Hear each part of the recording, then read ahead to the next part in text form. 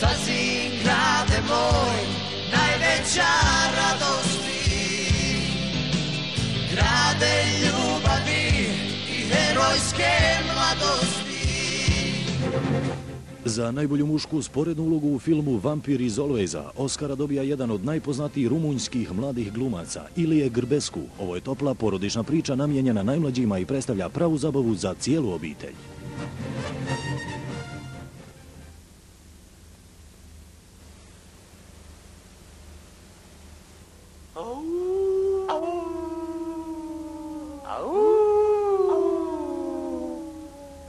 Grofe! Grofe! Grofe, ustaj, hajde!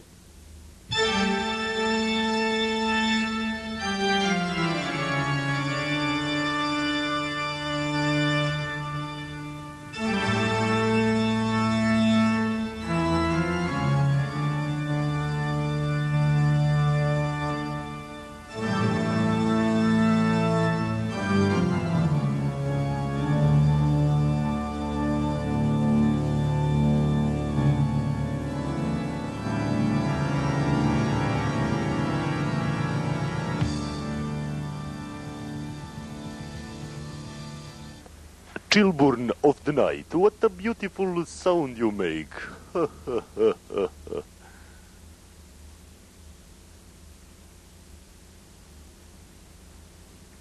Bujrum jesti, grofe. Jesu li ovo always s krilcima ili dvokrilcima, Grbavče? Boga mi nisu, nego one carefree ultra.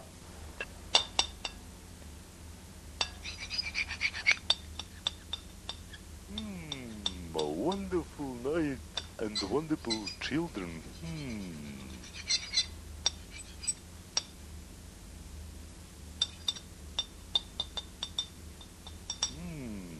Nisko tlakašima kao ja vrijeme za počinak, a uskoro će i zora.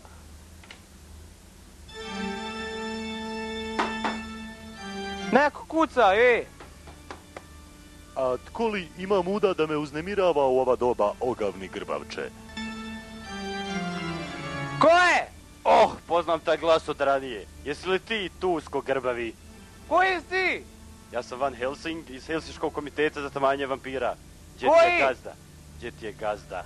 To je ošao les. Daj gazda.